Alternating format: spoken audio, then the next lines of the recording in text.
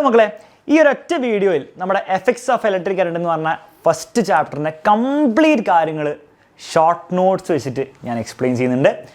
ഇതിലെ ഈ ഒരു വീഡിയോ എടുത്തിരിക്കുന്നത് എവിടെ നിന്നാണ്? ഇന്നലത്തെ ലൈവിൽ നിന്ന് തന്നെയാണ്.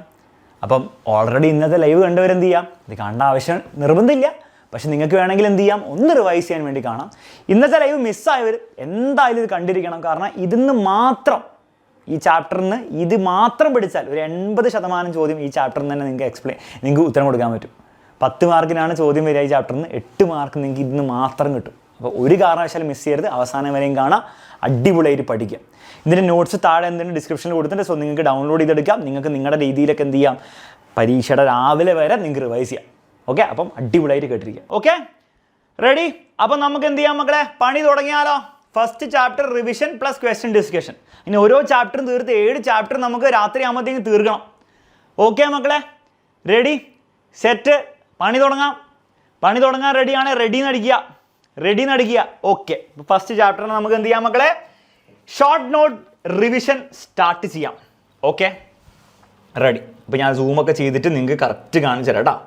ഓക്കെ മക്കളെ, ഈ ചാപ്റ്ററിൽ ആദ്യം നിങ്ങൾ കുറച്ച് ബേസിക് ഇക്വേഷൻ പഠിക്കാനുണ്ട്. ഫസ്റ്റ് ഇക്വേഷൻ ആണ് വർക്കിൻ്റെ ഇക്വേഷൻ. വർക്കിൻ്റെ ഇക്വേഷൻ എന്താണ് മക്കളെ? Work is equal to Q into V ആണ് ഇക്വേഷൻ. ഡബ്ല്യു എന്ന് പറഞ്ഞാൽ പ്രവൃത്തി, വർക്ക്. ക്യൂ എന്ന് പറഞ്ഞാൽ ആരാണ് മക്കളെ? ചാർജ്. 2 കൂളുമ്പ്, 3 കൂളുമ്പ്, 4 കൂളുമ്പ് എന്ന് വരുന്ന ചാർജ് ആണ് ക്യൂ. വി എന്ന് പറഞ്ഞാൽ എന്താണ്? വോൾട്ടേജ് അഥവാ വോൾട്ടത.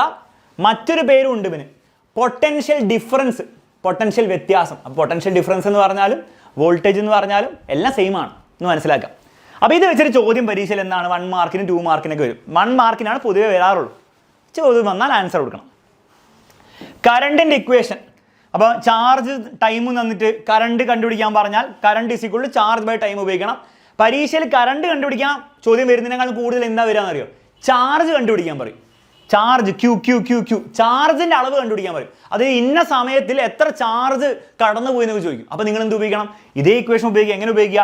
ഈ ടൈമിനെ ഇങ്ങോട്ട് പറഞ്ഞുവിടാം. അപ്പോൾ charge is equal to IT എന്ന് കിട്ടും, Q is equal to IT എന്ന് കിട്ടും. അതായത് Q is equal to IT. അപ്പോൾ ചാർജിൻ്റെ വാല്യൂ നിങ്ങൾക്ക് കണ്ടുപിടിക്കാൻ പറ്റും, ബുദ്ധിമുട്ടില്ല. ഓക്കെ, മൂന്നാമത്തെ ഇക്വേഷൻ നിങ്ങൾ എവിടെയോ കണ്ടിട്ടുണ്ട്, V is equal to IR. ഇവൻ്റെ പേരെന്താണ്? V is equal to IR. ഇവൻ്റെ പേരെന്താണ്? റേഡിയസ് കൂടുതലാണോ? കുറയ്ക്കാലോ, ഇത്രയും കുറച്ചാൽ മതിയോ? V is equal to IR ആണ് ഓംസ് ലോ. ഇത് ഇഷ്ടംപോലെ ക്വസ്റ്റ്യൻസിൽ ആവശ്യം വരും. നമ്മൾ എങ്ങനെയാണ് ക്വസ്റ്റ്യൻസിൽ ആവശ്യം എന്നുള്ള കാര്യം ക്വസ്റ്റ്യൻസ് ചെയ്യുമ്പോൾ മനസ്സിലാവും. അപ്പോൾ ഈ 3 ഫോർമുല ബേസിക് അടിയന്തര ഫോർമുലയാണ്. ഇത് അറിയാണ്ട് നിങ്ങൾക്ക് മുന്നോട്ട് പോകാൻ പറ്റില്ല. ഓക്കെ, അത് സെറ്റായ സ്ഥിതിക്ക് നമുക്ക് എന്ത് ചെയ്യാം, അടുത്തതിലേക്ക് പോവാം. അടുത്ത നമുക്ക് പരീക്ഷയിൽ വളരെ ഇമ്പോർട്ടൻ്റ് ആയിട്ടുള്ള ഐറ്റമാണ് മക്കളെ ഈ ജൂൾ നിയമം. അത് ഞാൻ ഇംഗ്ലീഷിൽ പറഞ്ഞുതരാം, അതിനുശേഷം മലയാളത്തിൽ പറഞ്ഞുതരാം. Okay, ready? എന്താണ് ജൂൾ നിയമം? പരീക്ഷയിൽ ഇതിൻ്റെ സ്റ്റേറ്റ്മെൻ്റ് ആണ് ചോദിക്കുക. ജൂൾ നിയമം പ്രസ്താവിക്കാൻ പറയും, സ്റ്റേറ്റ് ജൂൾസ് ലോ. ഒരു 1 മാർക്ക് ചോദ്യമാണ് മക്കളെ. പക്ഷെ എന്താണ് ഈ ജൂൾസ് ലോ? ഒത്തിരിയുള്ള സംഭവം. ഒരു കണ്ടക്ടർ ഉണ്ട്, ആ കണ്ടക്ടറിലൂടെ നിങ്ങൾ കറണ്ട് കടത്തി വിട്ടാൽ ആ കണ്ടക്ടർ എന്ത് പുറത്തേക്ക് ഉണ്ടാക്കും? പുറത്തേക്ക് എന്ത് ലിബറേറ്റ് ചെയ്യും? ഹീറ്റ് ലിബറേറ്റ് ചെയ്യും. താപോർജ്ജം പുറത്തേക്ക് എന്താണ് പുറപ്പെടുവിക്കും? ഹീറ്റ് ലിബറേറ്റ് ചെയ്യും.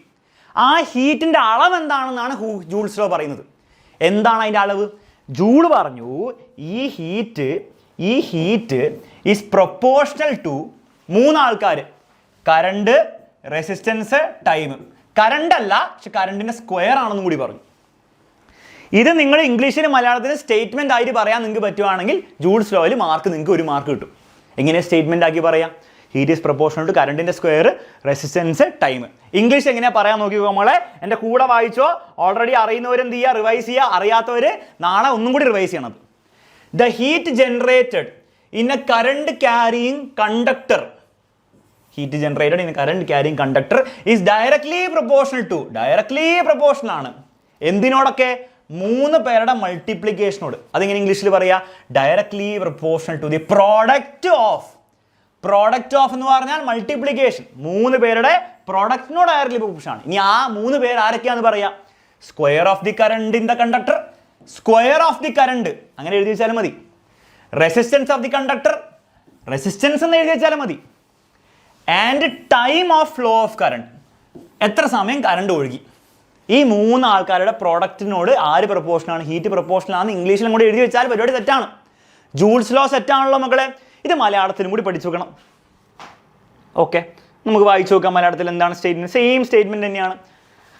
വൈദ്യുതി പ്രവഹിക്കുന്ന ഒരു ചാലകത്തിൽ ഉൽപ്പാദിപ്പിക്കുന്ന താപത്തിന്റെ അളവ് വൈദ്യുതി പ്രവാഹ തീവ്രതയുടെ വർഗത്തിൻ്റെയും, വൈദ്യുതി പ്രവാഹ തീവ്രത എന്ന് പറഞ്ഞാൽ കരണ്ടിന്റെ വർഗത്തിൻ്റെയും, പിന്നെന്താണ് മക്കളെ, ചാലകത്തിന്റെ പ്രതിരോധത്തിൻ്റെയും റെസിസ്റ്റൻസിൻ്റെയും, വൈദ്യുതി പ്രവഹിക്കുന്ന സമയത്തിൻ്റെയും ടൈമിൻ്റെയും ഗുണനഫലത്തിന് പ്രൊഡക്റ്റിന് മൾട്ടിപ്ലിക്കേഷന് നേർ അനുപാതത്തിലായിരിക്കും, ഡയറക്ട്ലി പ്രൊപ്പോർഷണൽ ആയിരിക്കും. അത് എഴുതി വെച്ചാൽ ജൂൾ നിയമം ഫുൾ മാർക്ക് കിട്ടി.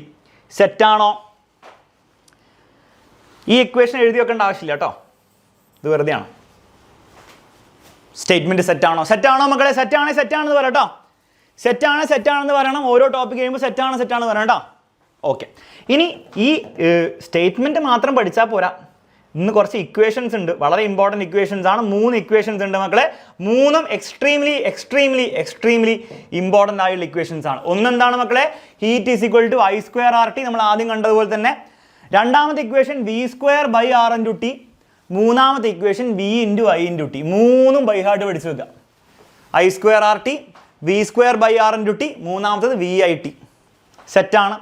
3 പഠിച്ചു വെക്കുക. മലയാളത്തിന് സെയിം ഇക്വേഷൻ ആട്ടോ. സാർ മലയാളം എവിടെയെന്ന് ചോദിക്കരുത് ഇക്വേഷൻ വരുമ്പോൾ. ഓക്കെ, നെക്സ്റ്റ് പഠിക്കാനുള്ള പവറാണ്. ഹീറ്റ് കഴിഞ്ഞാൽ അടുത്ത പഠിക്കാനുള്ള പവറാണ്. പരീക്ഷയിൽ ചോദിക്കും ഡിഫൈൻ പവർ എന്ന് ചോദിക്കും. പവർ എന്ന് വെച്ചാൽ എന്താണ് എന്ന് ചോദിക്കും. അപ്പോൾ നിങ്ങൾ എന്താ പറയുക? It is the energy consumed by an electrical device. ബാക്കി എവിടെ പോയി? It is the energy consumed by an electrical device in unit time. എന്താണ് യൂണിറ്റ് ടൈം എന്ന് പറഞ്ഞാൽ? ഒരു സെക്കൻഡിൽ എത്ര എനർജി കൺസ്യൂം ചെയ്തു, അതിനെയാണ് പവർ എന്ന് വിളിക്കുക. പവറിന്റെ ഇക്വേഷൻ എന്തായിരിക്കും? Power is equal to energy divided by time ആയിരിക്കില്ലേ? എനർജി ബൈ ടൈം ആയിരിക്കും. P is equal to energy by time.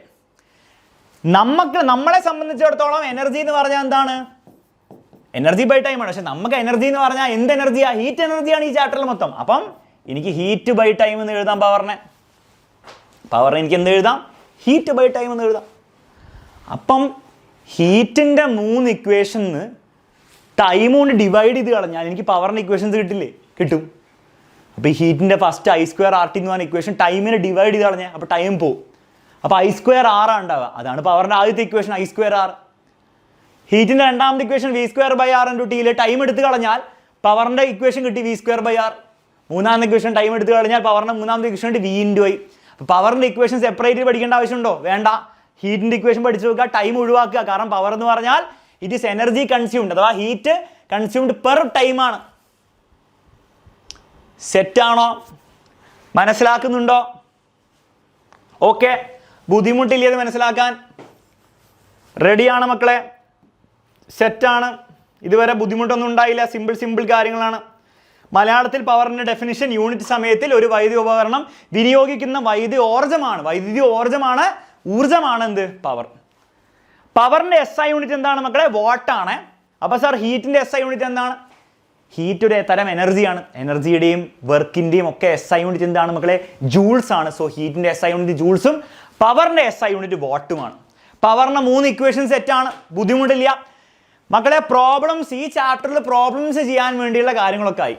Problems നമ്മൾ ചെയ്യുമ്പോൾ അതൊക്കെ നമുക്ക് ഓർത്തെടുത്ത് ഉപയോഗിക്കുകയും വേണം. പക്ഷേ പ്രോബ്ലംസ് ചെയ്യാൻ വേണ്ടിയുള്ള കാര്യങ്ങളായി. ഇനി നമുക്ക് എന്ത് ചെയ്യാം? കുറച്ച് തിയറി ഭാഗത്തിലേക്ക് കിടക്കാം. അതിൽ ഫസ്റ്റ് ഐറ്റം ആണ് മക്കളെ ഈ ഷോർട്ട് സർക്യൂട്ടിങ്ങും ഓവർലോഡിങ്ങും. അപ്പോൾ ആരാണ് ഈ ഷോർട്ട് സർക്യൂട്ടിങ് ഓവർലോഡിങ് എക്സാമിന് ചോദിക്കും. മിക്ക സമയത്ത് എക്സാമിന് ചോദിക്കുക differentiate between short circuiting and overloading. ഇവർ തമ്മിലുള്ള വ്യത്യാസം എന്തൊക്കെയാണെന്ന് എഴുതാൻ പറയും. അപ്പോൾ വ്യത്യാസം എഴുതാൻ വേണ്ടി ആദ്യം ഓരോന്ന് എന്താണ് കൃത്യമായി മനസ്സിലാക്കണ്ടേ? മനസ്സിലാക്കാം. കമോൺ. എന്താ നോക്കിയിരിക്കുന്നേ? പണി തുടങ്ങുക. ഒരു ബാറ്ററി എടുക്കുക. ഓക്കെ, പോസിറ്റീവ് ടെർമിനലാണ് വലിയ വടി, നെഗറ്റീവ് ടെർമിനലാണ് ചെറിയ വടി. ഇത് പോസിറ്റീവ്, ഇത് നെഗറ്റീവ്. ഈ പോസിറ്റീവ് എന്നൊരു വയർ എടുക്കുക, നേരെ അത് നെഗറ്റീവിലേക്ക് കണക്ട് ചെയ്യുക. എന്താ സംഭവിക്കുക? ഇതിനെയാണ് നമ്മൾ ഷോർട്ട് സർക്യൂട്ടിംഗ് എന്ന് വിളിക്കുക. അതായത് പോസിറ്റീവ് നിന്ന് നെഗറ്റീവിലേക്ക് ഡയറക്റ്റ് കണക്ഷൻ കൊടുക്കുകയാണ്. ഇടയിൽ റെസിസ്റ്റൻസ് ഉണ്ടോ? ഇല്ല. ഇടയിൽ ഒന്നുമില്ല. വയർ നേരെ കണക്ട് ചെയ്യാണ് നമ്മൾ എന്ത് വിളിക്കും? ഷോർട്ട് സർക്യൂട്ടിംഗ് വിളിക്കും. ഡെഫിനിഷൻ വായിച്ചു നോക്കിക്കേ. It happens when the positive and negative terminals of a battery, bracket നോക്കണ്ട, come into contact without resistance between them. ഇടയിൽ റെസിസ്റ്റൻസ് ഇല്ല. ഇടയിൽ എന്തില്ല, റെസിസ്റ്റൻസ് ഇല്ല. അങ്ങനെ വന്നു കഴിഞ്ഞാൽ എന്തെന്ന് വിളിക്കും? ഷോർട്ട് സർക്യൂട്ടിംഗ് എന്ന് വിളിക്കും. സർ ബ്രാക്കറ്റിൽ ഒരു സാധനം കൊടുത്തിട്ടുണ്ടല്ലോ, അതും എഴുതണം. It happens when positive and negative terminal of a battery or 2 wires from the mains. ഒന്നെങ്കിൽ positive negative terminal from the battery കോൺടാക്റ്റിൽ വന്നാൽ, അല്ലെങ്കിൽ 2 വയേഴ്സ് ഫ്രം ദി മെയിൻസ്.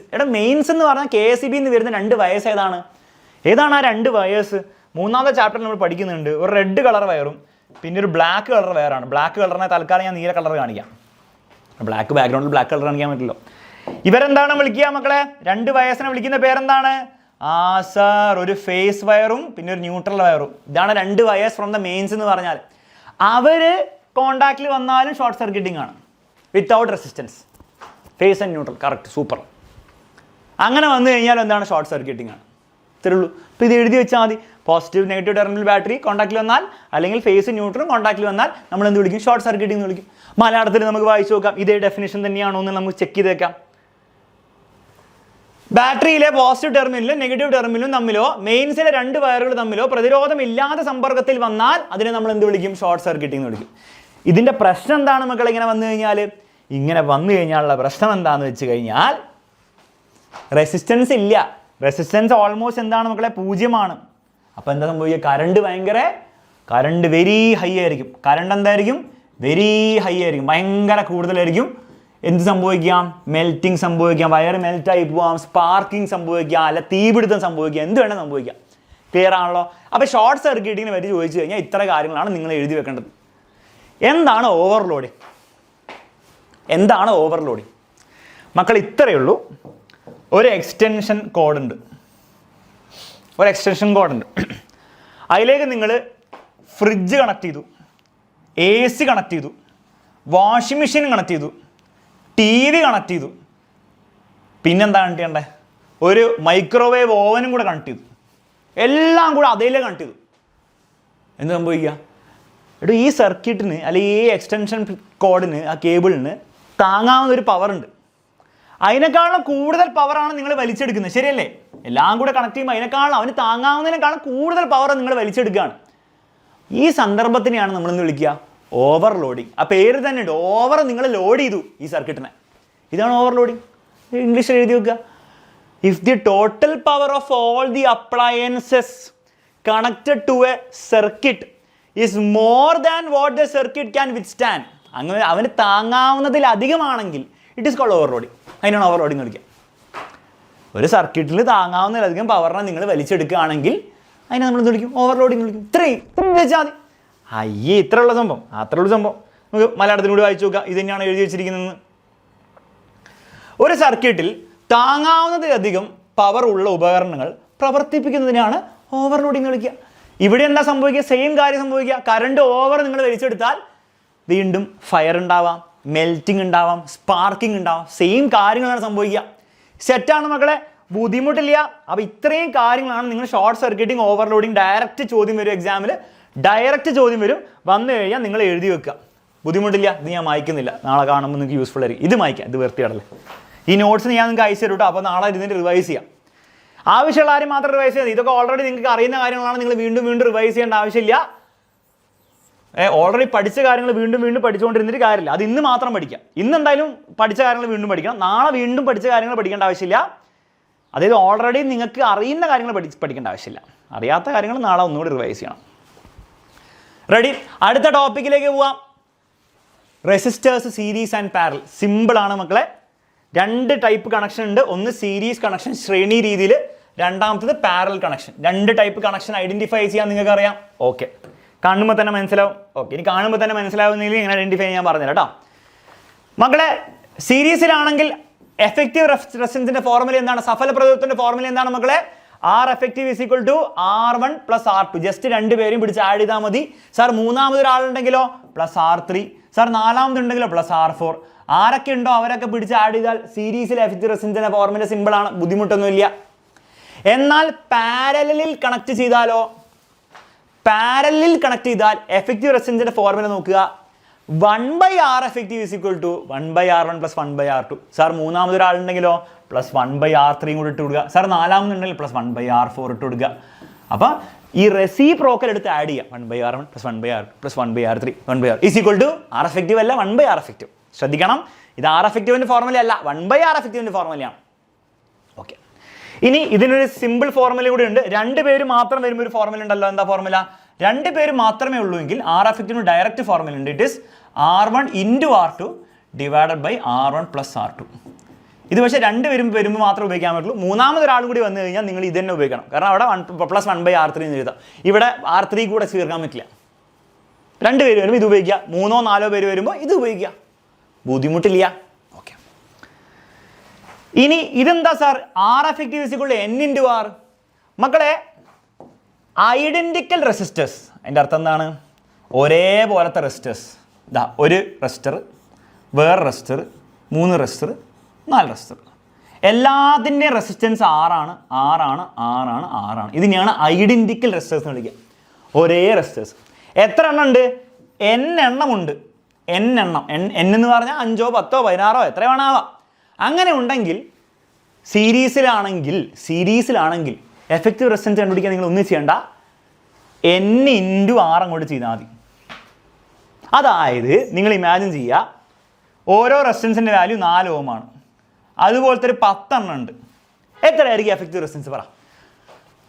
4 Ωൻ്റെ 10 എണ്ണം സീരീസിൽ കണക്ട് ചെയ്താൽ എഫക്റ്റീവ് റെസിസ്റ്റൻസ് ആയിരിക്കും. N എത്രയാണ്? N 10 ആണ്, ഓരോന്നും 4 ആണ്.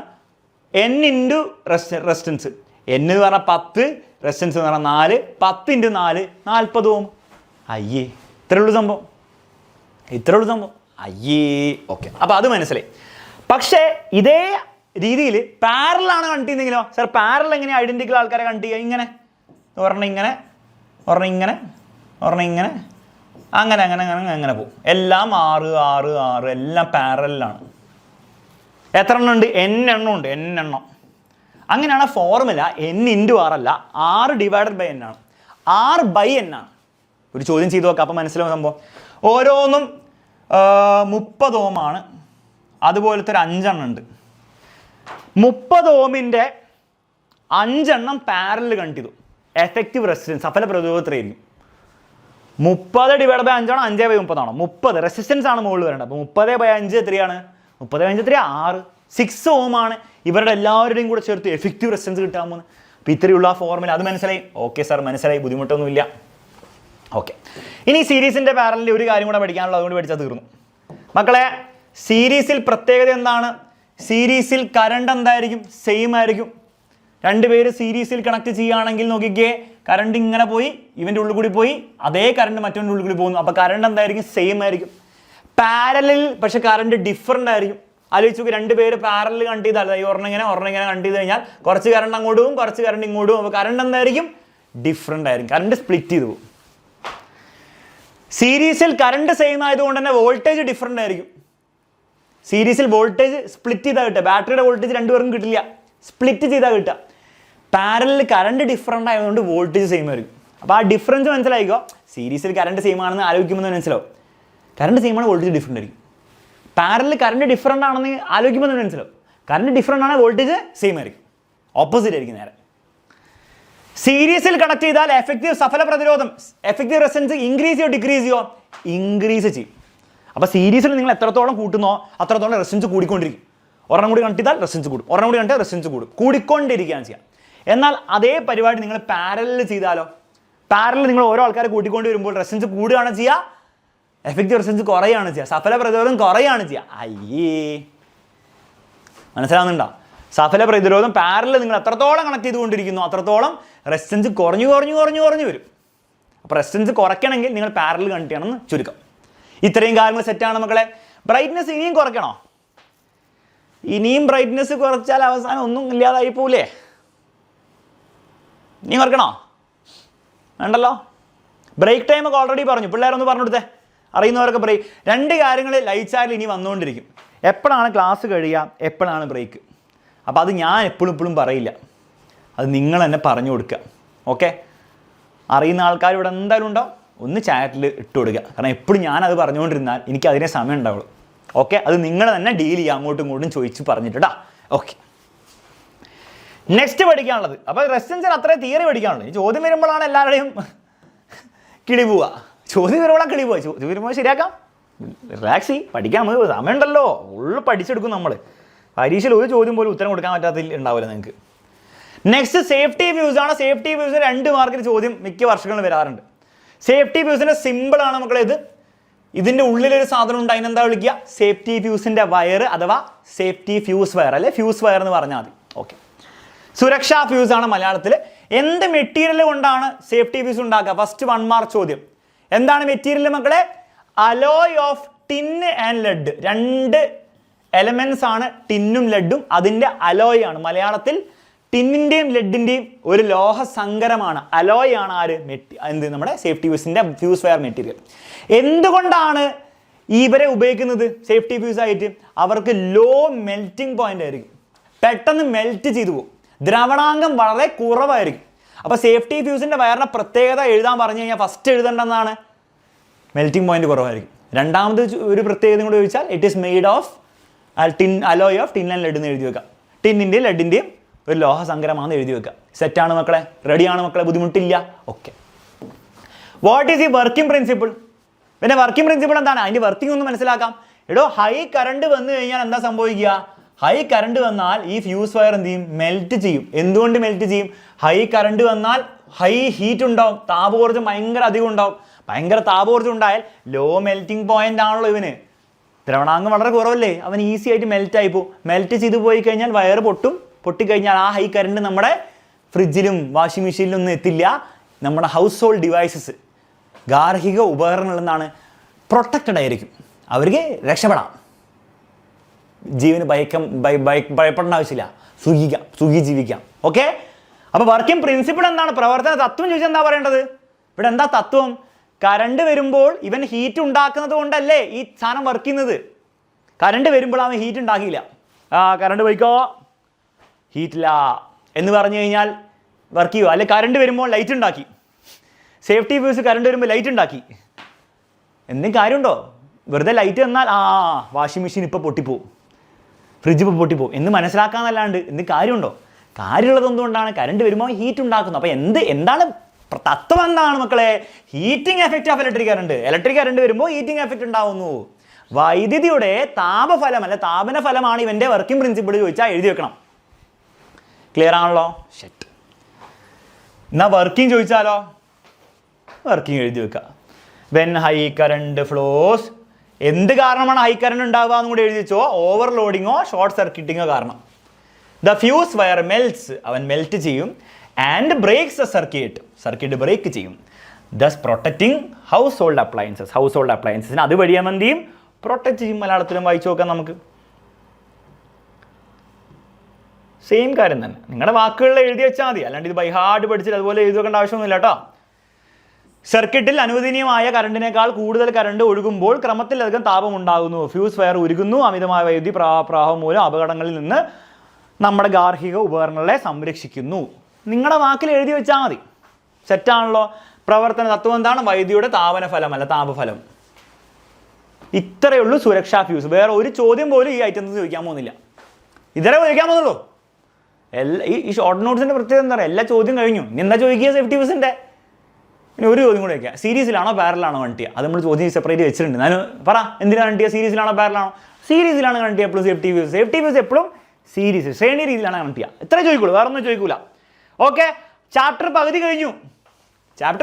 ഇനി ഒരു സ്ലൈഡും കൂടെ ഉള്ളൂ. പകുതി ചാപ്റ്റർ കഴിഞ്ഞു. കണ്ടോ? ഇതിർത്തനെയും പകുതി ചാപ്റ്റർ കഴിഞ്ഞു. ഇനി എന്താണ്? ഒരു സ്ലൈഡും കൂടെ പറഞ്ഞാൽ ചാപ്റ്റർ തീർന്നു.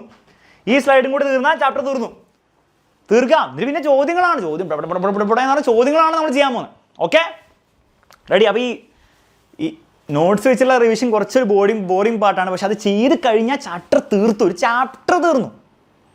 പിന്നെ ചോദ്യങ്ങളേ ഉള്ളൂ. ചോദ്യങ്ങൾ രസമായിരിക്കും. ഓക്കെ, ചോദ്യങ്ങൾ വരുമ്പോൾ ഒന്നേ രസമായിരിക്കും, അല്ലെങ്കിൽ ടെൻഷൻ വരും. പക്ഷെ നമുക്ക് കുഴപ്പമില്ല, നമുക്ക് ഫുള്ള് പഠിച്ചെടുക്കാം. ഞാനും ഇല്ലടോ, ഒറ്റയ്ക്കല്ലല്ലോ. സേഫ്റ്റി ഫ്യൂസിൻ്റെ പ്രിക്കോഷൻ പലർക്കും ഇത് അറിയില്ല. എത്ര പേർക്ക് ഇത് അറിയാം? അറിയുന്നവർ ഹാർട്ട് ഇമോജി ഇടുക, അറിയാത്തവർ കാര്യം ഇമോജി ഇടുക. കാരണം ചിലർ ഇതിപ്പോൾ സാറ് പ്രിക്കോഷൻസ് ഒക്കെ ചോദിക്കുമോ? പരീക്ഷയിൽ പ്രീവിയസ് ഇയർ പേപ്പർ എടുത്ത് നോക്കിയാൽ ഓരോ 3 വർഷങ്ങളിൽ ഒരു പ്രാവശ്യമെങ്കിലും ചോദിച്ചിട്ടുണ്ട്. പ്രീവിയസ് ഇയർ പേപ്പർ എന്ന് പറയുമ്പോൾ മോഡൽ പരീക്ഷയും നമ്മൾ പ്രീവിയസ് ഇയർ ആയിട്ട് കൂട്ടും. ക്രിസ്മസ് പരീക്ഷയും പ്രീവിയസ് ഇയർ എല്ലാം 3 പ്രാവശ്യങ്ങൾ ഒരു വർഷം വെച്ചിട്ടുണ്ട്. അപ്പോൾ ഇമ്പോർട്ടൻ്റ് ആണ്. സിമ്പിളാണോ? പ്രിക്കോഷൻസ് എന്ന് പറഞ്ഞു കഴിഞ്ഞാൽ കണക്ട് ചെയ്യുന്നതിന് മുൻപുള്ള കാര്യങ്ങളാണ് പ്രിക്കോഷൻസ്. ഫസ്റ്റ് കാര്യം എന്താണ്? The ends of fuse wire should not project out of the carrier base. Carrier ബേസിൻ്റെ പുറത്തേക്ക് അതിൻ്റെ വള്ളി എന്താണ് പുറത്ത് കാണാൻ പാടില്ല. പോയി തൊട്ട് കഴിഞ്ഞാൽ ഷോക്ക് അടിക്കും, അത്രേ ഉള്ളൂ. The ends of the fuse wire should be fixed firmly at both ends. Fuse wire 2 screw പോലത്തെ സാധനം ഉണ്ട്, അതിൽ നല്ലോണം ചുറ്റി അങ്ങോട്ട് ഫിക്സ് ചെയ്യണം, ലൂസാക്കി ചെയ്യരുത്. ആ fuse wire of suitable amperage should be use. അനുയോജ്യമായുള്ളൊരു ആംബിയറേജ് ഉള്ള ഫ്യൂസ് വയർ ഉപയോഗിക്കണം. കൂടിയും പോരുത് കുറഞ്ഞു പോരുത്. ഈ 3 പോയിന്റ്സ് അങ്ങോട്ട് എഴുതി വെക്കുക, കഴിഞ്ഞു. മലയാളത്തിലും സെയിം തന്നെ, വീണ്ടും വീണ്ടും വായിക്കേണ്ട ആവശ്യമില്ലാന്ന് എനിക്ക് തോന്നുന്നു, പക്ഷേ എന്നാലും ഞാൻ വായിച്ചു തരാം. ഫ്യൂസ് വയർ കാരിയർ ബേസിൽ നിന്ന് പുറത്തേക്ക് തള്ളി നിൽക്കരുത്. നമ്മൾ പറഞ്ഞ പോലെ തന്നെ ഫ്യൂസ് വയറിൻ്റെ അഗ്രങ്ങൾ 2 അറ്റങ്ങൾ എന്ത് ചെയ്യണം, അത് യഥാർത്ഥ സ്ഥാനങ്ങളിൽ ദൃഢമായി ബന്ധിപ്പിക്കണം. മൂന്നാമത് അനുയോജ്യമായ ആംബിയറേജ് ഉള്ള ഫ്യൂസ് വയർ ഉപയോഗിക്കുക. ഈ 3 പോയിന്റ്സ് എഴുതി വെച്ചാൽ ഒരു 2 മാർക്ക് സിമ്പിളായിട്ട് കിട്ടും. റെഡി? ഇത് ഓൾറെഡി അറിയുന്നവർ ഇപ്പം തന്നെ നിങ്ങളുടെ തലയിൽ കയറിയിട്ടുണ്ടാവും, പിന്നെ വീണ്ടും നാളെ റിവൈസ് ചെയ്യണമെന്നില്ല. പക്ഷേ ഇത് ആദ്യമായിട്ടാണ് നിങ്ങൾ കാണുന്നതെങ്കിൽ നാളെ രാവിലെ എണീറ്റ് ഒന്നും കൂടി റിവൈസ് ചെയ്യുക. അപ്പോൾ നിങ്ങൾക്ക് നല്ല ഓർമ്മയുണ്ടാവും. മനസ്സിലായി? അതാണ് നമ്മൾ ചെയ്യാൻ പോകുന്ന പണി. അപ്പോൾ എന്തൊക്കെ നിങ്ങൾക്ക് ആദ്യമായിട്ടാണ് നിങ്ങൾ കാണുന്നത്, അല്ലെങ്കിൽ നിങ്ങൾ പെട്ടെന്ന് ഞാൻ പറയുന്നതിന് മുൻപ് തന്നെ നിങ്ങൾക്ക് അറിയില്ലെങ്കിൽ നിങ്ങൾ നാളെ ഒന്നുകൂടി റിവൈസ് ചെയ്ത് നിങ്ങൾക്ക് ഓർമ്മയുണ്ടാവും.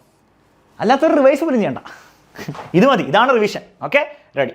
നെക്സ്റ്റ് എനർജി കൺവേർഷൻ ആണ്. ഇത് 1 മാർക്കിന് 2 മാർക്കിനൊക്കെ ചോദിക്കുക, പക്ഷെ പലരും ഇത് തെറ്റിക്കും. ഈ മോഡൽ പരീക്ഷയിൽ വരെ ഏതോ എനർജി കൺവേർഷനൊക്കെ കുറേ പേര് തെറ്റിച്ചു. അപ്പോൾ തെറ്റിക്കരുത് കേട്ടോ, വളരെ ഇമ്പോർട്ടൻ്റ് ആണ്. ടേബിളിൽ മൊത്തം പഠിക്കാം. ഇലക്ട്രിക് ബൾബിന് എന്താണ് എനർജി കൺവേർഷൻ, ഊർജ്ജമാറ്റം എന്താണ് മക്കളെ? ബൾബിന് എന്താണ് വേണ്ടത്? ഇലക്ട്രിസിറ്റി വേണം. അപ്പോൾ ഇലക്ട്രിക്കൽ എനർജി കൊടുക്കുക അവന് എന്ത് മാറ്റും? ബൾബ് എന്താ ഉണ്ടാക്കുക? എന്താ ഉണ്ടാക്കുക? ബൾബ് സൗണ്ടാണ് ഉണ്ടാക്കുക. ലൈറ്റ് അല്ലേ? ലൈറ്റ് എനർജി ഉണ്ടാക്കും. വേണമെങ്കിൽ കുറച്ച് ഹീറ്റ് എനർജി ഉണ്ടാക്കുമെന്ന് എഴുതി വെക്കാം. അത് വേണമെങ്കിൽ എഴുതി വെച്ചാൽ മതി. ലൈറ്റ് എനർജിയാണ് അവൻ മെയിൻ ആയിട്ട് ഉണ്ടാക്കുക. ഓക്കെ, അപ്പോൾ ലൈറ്റ് എനർജി പ്രകാശ ഊർജ്ജം എന്ന് എഴുതി വെക്കാം. ഇൻഡക്ഷൻ കുക്കർ എന്താ ചെയ്യുക? കുക്കർ വർക്ക് ചെയ്യാൻ എന്ത് വേണം? ഇൻഡക്ഷൻ കുക്കറാണ്, ഇലക്ട്രിസിറ്റി വേണം. അപ്പോൾ ഇലക്ട്രിക് എനർജി അവൻ പിടിക്കും, എന്താക്കി മാറ്റും? ഹീറ്റാണ് തരിക. ലൈറ്റ് അല്ലല്ലോ തരിക, ഹീറ്റ് എനർജി താപോർജ്ജമാക്കി മാറ്റും. വൈദ്യുതോർജ്ജത്തെ താപോർജ്ജമാക്കി മാറ്റും. അയ്യേ, അയൺ ബോക്സ് സോൾഡറിങ് അയൺ വീണ്ടും സെയിം അല്ലേ? അയൺ ബോക്സിന് കറണ്ട് വേണം, അപ്പോൾ ഇലക്ട്രിക് എനർജി വേണം. എന്താണ് പുറത്ത് തരിക? ലൈറ്റ് അല്ലല്ലോ പുറത്ത് തരിക, ഹീറ്റ് അല്ലേ? അത് എഴുതി വെക്കുക. മോട്ടറും ഫാനും മിക്സ് ചെയ്യും. ഈ ഫാനിൻ്റെയും മിക്സിയുടെ പ്രത്യേകത അതിൻ്റെ ഉള്ളിൽ മോട്ടറുണ്ട്. വാഷിംഗ് മെഷീൻ്റെ ഉള്ളിൽ മോട്ടറുണ്ട്. കറങ്ങുന്ന സാധനത്തിന് എല്ലാത്തിനുള്ളിൽ മോട്ടറുണ്ട്. അവരൊക്കെ എന്താ ചെയ്യുന്നത്? ഇലക്ട്രിസിറ്റി വേണ്ടേ? അപ്പോൾ ഇലക്ട്രിക് എനർജി വേണം. കിടന്ന് കറങ്ങുക ചെയ്യുക. ഹീറ്റ് തരത്തില്ല. ഹീറ്റ് ചിലപ്പോൾ ഉണ്ടാവും, പക്ഷെ ഹീറ്റ് അല്ല തരുന്നത് നമുക്ക്. ലൈറ്റ് തരില്ല. കിടന്ന് കറങ്ങുക എന്നുള്ള പണിയാവും ചെയ്യുക. മെക്കാനിക്കൽ എനർജി, യാന്ത്രിക ഊർജ്ജമാണ് conversion. Okay, storage battery while charge. ഇത് എപ്പോഴും ചോദിക്കുന്ന ഒരു ഐറ്റമാണ്. ഒരു ബാറ്ററി ചാർജ് ചെയ്യുന്ന സമയത്ത് നിങ്ങളുടെ ഫോണിൻ്റെ ഉള്ളിൽ ബാറ്ററി ഉണ്ട്, ആ ബാറ്ററിയുടെ കാര്യം വിളിച്ചാൽ മതി. ഫോൺ ചാർജ് ചെയ്യാൻ വെക്കും ബാറ്ററിയിൽ എന്ത് എനർജിയാണ് വരിക? ഇലക്ട്രിക് എനർജിയാണ് ബാറ്ററിയിലേക്ക് വരിക. ബാറ്ററി എന്തായിട്ട് സ്റ്റോർ ചെയ്ത് വെക്കുക? കെമിക്കൽ എനർജി ആയിട്ട് സ്റ്റോർ ചെയ്ത് വെക്കും. അപ്പോൾ വൈദ്യുതോർജ്ജം രാസോർജ്ജമായി മാറുന്നു ചാർജ് ചെയ്യുന്ന സമയത്ത്. എന്നാൽ സ്റ്റോറേജ് ബാറ്ററി വൈൽ യൂസിങ്ങോ? ഫോണ് നിങ്ങൾ ചാർജർ കേബിളിൽ നിന്ന് ഊരി ഫോൺ നിങ്ങൾ ഉപയോഗിച്ചുകൊണ്ടിരിക്കുക, ഇൻസ്റ്റാഗ്രാമൊക്കെ നോക്കിക്കൊണ്ടിരിക്കുക, അല്ലെങ്കിൽ യൂട്യൂബിൽ ലൈവ് അലക്സാറിനെ കണ്ടുകൊണ്ടിരിക്കുകയാണ്. 10 മണിക്കൂർ അലക്സാർ ലൈവ് എടുക്കുന്നത് കണ്ടുകൊണ്ടിരിക്കുകയാണ്. അപ്പോൾ എന്താ സംഭവിക്കുന്നത്? ഫോണിൻ്റെ ഉള്ളിലുള്ള സ്റ്റോർ ചെയ്ത് വെച്ച കെമിക്കൽ എനർജി എന്തായി മാറിക്കൊണ്ടിരിക്കും? Electrical energy. ഫോണിൻ്റെ സർക്യൂട്ടിലൂടെ ഓരോ ട്രാൻസിസ്റ്റേഴ്സൊക്കെ ഉണ്ട്, അതിൻ്റെ ഉള്ളിൽ കൂടെ ഇങ്ങനെ ഇലക്ട്രിസിറ്റി ആയി മാറിക്കൊണ്ടിരിക്കും. ആ കെമിക്കൽ എനർജി കുറഞ്ഞുകൊണ്ട് വരും. അപ്പോൾ ചാർജ് ചെയ്യാൻ മറക്കരുത്, അല്ലെ രാത്രി വരെ നിൽക്കില്ല ഫോൺ. ബ്രേക്ക് സമയത്ത് കെമിക്കൽ എനർജി വീണ്ടും പോയി ഉണ്ടാക്കണം. പിന്നെ കാണുമ്പോൾ കെമിക്കൽ എനർജി നമുക്ക് എന്താണ്? ഇലക്ട്രിക്കൽ എനർജി ആയി മാറ്റണം. മനസ്സിലാവുന്നുണ്ടോ? ഓക്കെ, ഇത്രയുള്ള എനർജി കൺവേർഷൻ ഈ ചാപ്റ്ററിന്. വേറെ ചാപ്റ്ററിന് കുറേ എനർജി കൺവേർഷൻ വേറെ ഉണ്ടാകും, നമുക്ക് ഓരോന്നായിട്ട് പഠിക്കാം. നെക്സ്റ്റ് പഠിക്കാനുള്ള നിക്രോമിനെ പറ്റിയാണ്. എല്ലാ നിക്രോമിനെ പറ്റിയുള്ള ചോദ്യങ്ങൾ ഇവിടെ കൊടുത്തിട്ടുണ്ട്. ഇത് മൊത്തം പഠിച്ചു കഴിഞ്ഞാൽ നിക്രോമിനെ പറ്റിയുള്ള എല്ലാ കാര്യങ്ങളും തീർന്നു. പഠിച്ചാലോ? കാരണം നിങ്ങൾക്ക് തന്നെ അറിയാം നിക്രോമിനെ പറ്റി എത്ര പ്രാവശ്യം നിങ്ങളുടെ ക്രിസ്മസ് പരീക്ഷയിൽ, ഓണപരീക്ഷ, ക്രിസ്മസ് പരീക്ഷ ചോദിച്ചിട്ടുണ്ടാവും, ഓണപരീക്ഷയിലും മോഡൽ പരീക്ഷയിലും ചോദിച്ചിട്ടുണ്ട്. മോഡൽ പരീക്ഷ ചോദിച്ചിട്ടുണ്ടാവും, ഓണപരീക്ഷയിൽ എന്തെങ്കിലും ചോദിച്ചിട്ടുണ്ടാവും, ഓണപരീക്ഷ ചോദിച്ചിട്ടും പബ്ലിക് എക്സാമിൽ ചോദിച്ചിരിക്കും. ആരാണ് നിക്രോം? Heating coil. ഹീറ്റിംഗ് കോയിലായിട്ട് നമ്മൾ ഉപയോഗിക്കുന്ന സാധനത്തിൻ്റെ പേരാണ് മക്കളെ നിക്രോം. ഹീറ്റിംഗ് കോയിൽ എന്ന് പറഞ്ഞാൽ എന്താണ്? Part of heating device which converts electrical energy to heat energy. പരീക്ഷയിൽ ഒരു ചോദ്യം ഒരു വർഷം വന്നിട്ടുണ്ടായിരുന്നു, ഏത് പാർട്ടാണ് വൈദ്യുതോർജ്ജത്തിനെ താപോർജ്ജമാക്കി മാറ്റുന്നത്? അപ്പോൾ ആൻസർ എന്താണ് എഴുതേണ്ടത്? Which part converts electrical energy to heat energy in a heating device? Nichrome അല്ലായിരുന്നു ആൻസർ ആ വർഷം എഴുതേണ്ടത്, ഹീറ്റിംഗ് കോയിലായിരുന്നു. നിക്രോം എഴുതിയവർക്ക് മാർക്ക് കിട്ടിയിട്ടുണ്ട്, സത്യമാണ്, പക്ഷേ കറക്റ്റ് ആൻസർ ഹീറ്റിംഗ് കോയിൽ. ഏതാണ് part heating coil? Heating coil എന്ത് വെച്ചിട്ടാണ് നിർമ്മിച്ചിരിക്കുന്നത്? നിക്രോം വെച്ചിട്ട്. സെറ്റാണല്ലോ? ഓക്കെ. ഈ നിക്രോം എന്ന് പറഞ്ഞാൽ, മെറ്റാനം എന്ന് പറഞ്ഞാൽ പീരിയോഡിക് ടേബിളിൽ നിങ്ങൾ കാണില്ല. അപ്പോൾ അവർ എക്സാമിൽ ചോദിക്കും, അപ്പോൾ നിക്രോം എന്ന് പറഞ്ഞാൽ എന്താണ്? അപ്പോൾ നിങ്ങൾ പറയണം നിക്രോം എന്ന് പറഞ്ഞാൽ alloy of nickel, chromium and F എന്ന് പറഞ്ഞാൽ അയേൺ. നിക്കലിൻ്റെയും ക്രോമിയത്തിൻ്റെയും അയണിൻ്റെയും ഒരു ലോഹസങ്കരമാണ് ആര്? നിക്രോം എന്ന് എഴുതി വെക്കണം, ബുദ്ധിമുട്ടില്ലാതെ എഴുതി വെക്കാൻ വേണ്ടിയിട്ട്. ഓക്കെ, അടുത്ത ചോദ്യം എക്സാമിന് വരാമോ? നിക്രോമിന് 4 പ്രോപ്പർട്ടീസ് ഉണ്ട്, 4 പ്രോപ്പർട്ടീസും ചോദിക്കും. What are the characteristics of nichrome which makes it suitable to use as a heating coil എന്ന് ചോദിക്കും. എന്താണ് ഈ 4 പ്രോപ്പർട്ടി എഴുതി വെക്കുക? ഹൈ റെസിസ്റ്റിവിറ്റി, ഉയർന്ന റെസിസ്റ്റിവിറ്റി, ഹൈ മെൽറ്റിംഗ് പോയിന്റ്, ഉയർന്ന ദ്രവണാങ്കം, ഹൈ ഡക്റ്റിലിറ്റി, നേരത്തെ കമ്പികളാക്കാൻ കഴിയുന്നു. അങ്ങനെ തന്നെയാണ് മലയാളത്തിൽ പറയട്ടോ. അല്ല ഹൈ ഡക്റ്റിലിറ്റി, ഡക്റ്റിലിറ്റി വളരെ ഉയർന്ന ഡക്റ്റിലിറ്റി എന്ന് എഴുതി വെച്ചാൽ മലയാളത്തിൽ മാർക്ക് കിട്ടും. അല്ല നേരത്തെ കമ്പികളാക്കാൻ കഴിയുന്നു. ലാസ്റ്റ് പോയിന്റ് ഇമ്പോർട്ടൻ്റ് ആണ്, ability to remain in red hot condition for a long time without getting oxidised. Oxidised ആവാതെ, കത്തിപ്പോവാതെ റെഡ് ഹോട്ട് കണ്ടീഷനിൽ റിമെയിൻ ചെയ്യാനുള്ള കഴിവ്. High resistivity, high melting point, high ductility, ability to remain red hot condition for a long time without getting oxidised. മലയാളത്തിലും കൂടി നമുക്കൊന്ന് ഓടിച്ച് വായിച്ചു നോക്കാം. സെയിം കാര്യങ്ങളാണ്, വീണ്ടും വീണ്ടും വായിക്കേണ്ട ആവശ്യമില്ല. എങ്കിലും എന്താണ് സംശയത്തിൽ ഇങ്ങനെ നിൽക്കേണ്ട ആവശ്യമില്ലല്ലോ. ഉയർന്ന റെസിസ്റ്റിവിറ്റി, ഉയർന്ന ദ്രവണാങ്കം, നേരത്തെ കമ്പികളാക്കാൻ കഴിയുന്നു, അതാണ് ഡക്റ്റിലിറ്റി എന്ന് പറഞ്ഞാൽ. ചുവന്ന് ചുട്ടുപഴുത്ത അവസ്ഥയിൽ ഓക്സീകരിക്കപ്പെടാതെ, ഓക്സിഡൈസ്ഡ് ആവാതെ ദീർഘനേരം നിലനിൽക്കാനുള്ള കഴിവാണ് അവസാനത്തെ കഴിവ്. ഈ 4 കഴിവാണ് നിങ്ങൾ ആരുടെ ഓർത്ത് വെക്കേണ്ടത്? നിക്രോമിൻ്റെ കേസിൽ ഓർത്ത് വെക്കേണ്ടത്. എക്സാമിൽ ഡയറക്റ്റ് ചോദ്യം വരും. ഓക്കെ മക്കളെ, എക്സാമിൽ ഡയറക്റ്റ് ചോദ്യം എന്ത് ചെയ്യും? വന്നിരിക്കും. ഓക്കെ, ഇതേപോലത്തെ ഒരു ഐറ്റമാണ് ടങ്സ്റ്റൺ. അപ്പോൾ എന്തായാലും നാളത്തെ പരീക്ഷയിൽ, മറ്റന്നാളത്തെ പരീക്ഷയിൽ ഒന്നെങ്കിൽ നിക്രോം ഉണ്ടാവും, അല്ലെ ടങ്സ്റ്റൺ ഉണ്ടാവും. ഒന്നെങ്കിൽ നിക്രോം ഉണ്ടാവും, അല്ലെ ടങ്സ്റ്റൺ ഉണ്ടാവും. ഏതാണെങ്കിലും എഴുതി വെക്കണ്ടേ? ഓക്കെ, അങ്ങനെയാണ്. ടങ്സ്റ്റൺ എന്താണ് ഉപയോഗിക്കുന്നത്? എന്തായിട്ടാണ് ഉപയോഗിക്കുന്നത്? ഹീറ്റിംഗ് കോയിൽ ആയിട്ടാണോ? അല്ല. Tungsten it is used as the filament of incandescent lamp. Incandescent ബൾബിന്റെ ഫിലമെന്റ് ആയിട്ട് ആരെയാണ് ഉപയോഗിക്കുന്നത് വെച്ച് കഴിഞ്ഞാൽ നിക്രോം എന്ന് പറയരുത്, ടങ്സ്റ്റൺ തന്നെ പറയണം. ടങ്സ്റ്റന്റെ എന്ത് പ്രോപ്പർട്ടീസ് ആണ്? സെയിം പ്രോപ്പർട്ടീസ് ആണ് നിക്രോമിന്റെ. ഹൈ റെസിസ്റ്റിവിറ്റി, ഉയർന്ന റെസിസ്റ്റിവിറ്റി, ഹൈ മെൽറ്റിംഗ് പോയിന്റ്, ഉയർന്ന ദ്രവണാങ്കം, ഹൈ ഡക്റ്റിലിറ്റി, നേരത്തെ കമ്പികളാക്കാൻ കഴിയുന്നു. പക്ഷെ 4ാമത്തെ പ്രോപ്പർട്ടി മാത്രം വ്യത്യാസമുണ്ട്. Ability to remain in red hot condition. അതൊന്നല്ല, ability to emit white light in white hot condition. Tungsten filament ആയിട്ട് ഉപയോഗിക്കുമ്പോൾ നിങ്ങൾക്ക് റെഡ് ഹോട്ട് കണ്ടീഷനിൽ ഓക്സിഡൈസ്ഡ് ആവാതിരിക്കാനുള്ള കഴിവാണോ വേണ്ടത്? ലൈറ്റ് പുറത്തേക്ക് വിടാനുള്ള കഴിവാണോ വേണ്ടത്? ലൈറ്റ് പുറത്തേക്ക് വിടാനുള്ള കഴിവല്ല വേണ്ടത്. അത് ടങ്സ്റ്റൺ ഉണ്ട്, അത് നിക്രോമിനില്ല. അപ്പോൾ ability to emit in white light in white hot condition ആർക്കേ ഉള്ളൂ? ടങ്സ്റ്റൺ ഉള്ളൂ. വൈറ്റ് ലൈറ്റ് പുറത്ത് വിടാനുള്ള കഴിവ് ആർക്കേ ഉള്ളൂ? ടങ്സ്റ്റൺ ഉള്ളൂ. അപ്പോൾ പരീക്ഷയിൽ വേണം ചോദിക്കാം, എന്തുകൊണ്ട് നിക്രോം ഫിലമെന്റ് ആയിട്ട് ഉപയോഗിക്കുന്നില്ല? അപ്പോൾ നിങ്ങൾ പറയണം, nichrome does not have the ability to emit white light in white hot condition. നിക്രോമിന് എന്ത് എബിലിറ്റി ഇല്ല? ഈ അവസാനത്തെ എബിലിറ്റി ഇല്ല എന്ന് എഴുതി വെക്കുക, അത്രേ ഉള്ളൂ. അതുകൊണ്ടാണ് നിക്രോം എന്തായിട്ട് ഉപയോഗിക്കാത്തത്? നമ്മുടെ ഫിലമെന്റ് ആയിട്ട് ഉപയോഗിക്കാത്തത്, അത്രേ ഉള്ളൂ. പരീക്ഷയിൽ ഒരു ദിവസം ചോദിച്ചിട്ടുണ്ട്. അപ്പോൾ ലോജിക്കും കൂടി പഠിച്ചു വെക്കുക. ഓക്കെ, അപ്പോൾ ടങ്സ്റ്റന്റെ കാര്യം എന്താണ്? ഉയർന്ന റെസിസ്റ്റിവിറ്റി, ഉയർന്ന ദ്രവണം, നേരത്തെ കമ്പിളാക്കാൻ കഴിയുന്നു. ലാസ്റ്റ് പോയിന്റ് എന്താണ്? ചുട്ടുപഴുത്ത് ധവളപ്രകാശം പുറത്തുവിടാനുള്ള കഴിവ്. ധവളപ്രകാശം, വൈറ്റ് ലൈറ്റ് പുറത്തുവിടാനുള്ള കഴിവും ടങ്സ്റ്റനുള്ളൂ. ഈ ഇൻകാൻഡിസെന്റ് ലാമ്പിന്റെ കാര്യത്തിൽ കുറച്ചും കൂടി കാര്യങ്ങൾ നമുക്ക് പഠിക്കാനുണ്ട്. എക്സാമിന് ചോദിക്കും, ഈ ഇൻകാൻഡിസെന്റ് ലാമ്പിന്റെ ഉള്ളിൽ, ബൾബിന്റെ ഉള്ളിൽ ടങ്സ്റ്റനൊക്കെ ഉണ്ടല്ലോ, പക്ഷെ ഒരു സാധനം കൂടെ നമ്മൾ നിറയ്ക്കും. എന്താണ് ആ സാധനം? ഒരു സാധനം അതിൻ്റെ ഉള്ളിൽ നിറയ്ക്കും. എന്താണ് ആ സാധനം? എന്തൊരു ഗ്യാസ് നിറയ്ക്കും. എന്ത് ഗ്യാസാണ് നിറയ്ക്കുക അതിൻ്റെ ഉള്ളിൽ? പറ മക്കളെ, എത്ര പേർക്ക് അറിയാം എന്ത് ഗ്യാസാണ് നിറയ്ക്കുക? What is the difference between safety fuse and MCB? അതൊക്കെ നമ്മൾ ആ 3rd ചാപ്റ്ററിൽ പഠിക്കാം. എല്ലാം പഠിച്ച് സെറ്റാക്കിയിട്ട് വിടുള്ളൂ, പഠിക്കണ്ട. 3rd ചാപ്റ്ററിൽ പക്ഷേ ആ ചോദ്യം വരാം. നൈട്രജൻ മാത്രമല്ല, നൈട്രജനോ അല്ലെങ്കിൽ ഏതെങ്കിലും ഇനേർട്ട് ഗ്യാസസ്, അലസവാതകങ്ങൾ, ഇനേർട്ട് ഗ്യാസസ്, റിയാക്ട് ചെയ്യാത്ത കെമിസ്ട്രിയിലൊക്കെ നിങ്ങൾ പഠിച്ചില്ലേ ഗ്യാസസ്. നൈട്രജനോ അല്ലെങ്കിൽ ഇനേർട്ട് ഗ്യാസോ നമ്മൾ എന്ത് ചെയ്യും? ബൾബിനുള്ളിൽ നിറയ്ക്കും. എന്തിനാണ് നിറയ്ക്കുന്നത്? സംഭവം ഇത്രയേ ഉള്ളൂ. എടോ എന്താ പ്രശ്നം എന്ന് വെച്ചാൽ, ഇതിലാണ് ഫിലമെൻ്റ് ഇല്ലേ, ഫിലമെൻ്റ് ഹീറ്റ് ഉണ്ടാക്കിയിട്ട് ഉരുകിപ്പോവും, മെൽറ്റായി പോവും. ഹീറ്റ് ഉണ്ടാക്കി ഉരുകിപ്പോവും ടങ്സ്റ്റൺ. പക്ഷെ നമ്മൾ നൈട്രജനോ അല്ലെങ്കിൽ ഏതോ ഇനേർട്ട് ഗ്യാസ് നിറച്ച് കഴിഞ്ഞാൽ അവരെന്ത് ചെയ്യും? ഉരുകി പോകണമെങ്കിൽ വേപ്പറൈസേഷൻ സംഭവിക്കണ്ടേ? വേപ്പറായി അല്ല ഉരുകി പോവുക. നൈട്രജൻ എന്ത് ചെയ്യും? കയറിയിട്ട് പ്രഷർ കൊടുക്കും.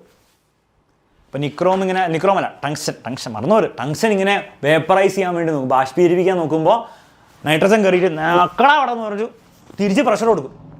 നീ അവിടെ നിന്നാൽ മതി എന്ന് പറയും. ആ പ്രഷർ മെയിൻറ്റെയിൻ ചെയ്ത് എന്ത് പ്രിവെൻറ്റ് ചെയ്യും? വേപ്പറൈസേഷൻ പ്രിവെൻറ്റ് ചെയ്യും. അതിനാണ് നമ്മൾ നൈട്രജനോ അല്ലെ ഏതെങ്കിലും ഇനേർട്ട് ഗ്യാസോ നിറയ്ക്കുന്നത്. അപ്പോൾ അതങ്ങോട്ട് ഇംഗ്ലീഷിൽ എഴുതി വെക്കുക. By is nitrogen or inert gas filled എന്ന് പറഞ്ഞ് ചോദിക്കുമ്പോൾ എഴുതി വെക്കുക, nitrogen or inert gas is filled in incandescent lamp to at low pressure. Low പ്രഷറാണ് ഫിൽ ചെയ്യുക to reduce vaporisation.